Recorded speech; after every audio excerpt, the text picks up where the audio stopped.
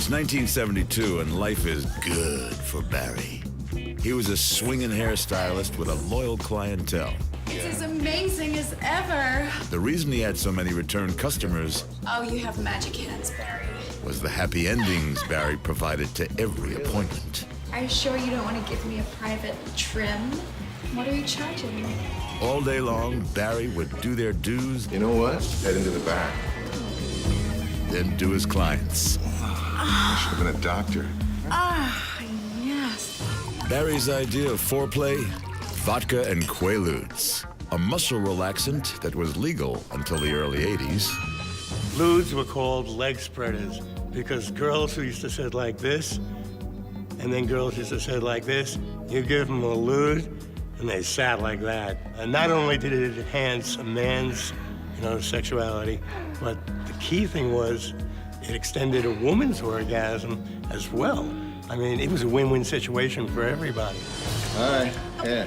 Oh my God! At the end of the day, Barry tried to get lewd one more time. I say we have a little consultation. You know what? Come on, baby. Come I on. think I'm gonna go home. But he was overluded. I think you need to take a little nap. I'll see you later. The one thing that you do not want to do with ludes is to drink alcohol in excess, because if you do, there's a very, very good chance you may never wake up. The next day, Barry? client number 3 came back to give him another shot, but Barry was too burnt out. Literally. He didn't OD, he just passed out with his neck nuzzled right up to his burning hot curling iron. Our hairdresser, who was loaded up on Quaaludes, drug that affects your central nervous system, was in a state of anesthesia. He passed out, fell on a hot curling iron, fried his neck to the point where there was so much destruction of the tissue that air could not get into his lungs, and he suffocated.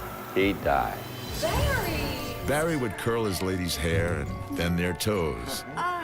But in the end, his booze and lewd's love potion left him too hot under the collar.